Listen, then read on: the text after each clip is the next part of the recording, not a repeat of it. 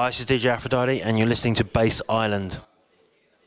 It's such an honor to have a legend of drum and bass here tonight, DJ APHRODITE. Welcome to Milan. First of all, how has the way you structure your DJ sets changed over time? I don't know.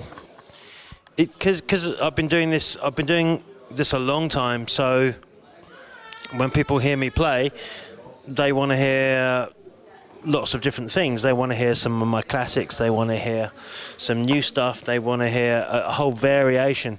So generally, I always structure my set that I will play some of everything. And I've always done that. So that's probably not changed, I guess, ever. In that I will play new things, favourite things, special things, but I'll go on a journey between the two. Has it ever happened that like really young kids that don't know your history ask you to play some really random tracks that you just think, no way, or some really old tracks of yours that you just wouldn't expect? Yeah, quite often, you know, you get someone that you don't expect, like could be a young 18-year-old, and he'll talk about, can you play one of my really, really old jungle tunes that's quite obscure? And so I'll say, like, how do you know that tune, or how do you know? So, but they do. That YouTube is a wonderful thing, I think.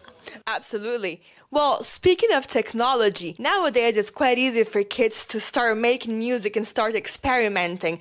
What difficulties did you have when you started making music with like a very different technology from today's? It wasn't that much different. You know, you have a computer and then you have a means of sampling and a means of tracking. So, you know, as long as you've got that, then you can make music. And it's the same really today. You have a tracking. I use Logic. I have a computer instead of a Commodore Amiga. I use an Apple. I see. Mikey Finn and Junior Red will accompany you tonight. What's that special bond between you in so many years, professionally, musically speaking? Well, I started making music with Mickey 20 years ago. And we did a lot of early jungle things together, and now and again we still make tracks together. We still have plans to make new tunes. Unfortunately, time for us both isn't that accommodating.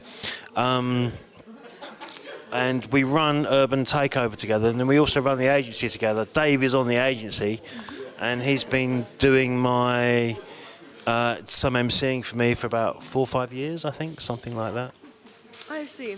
How do you combine your family? I know you have 2 kids, right? With touring so much and obviously your job.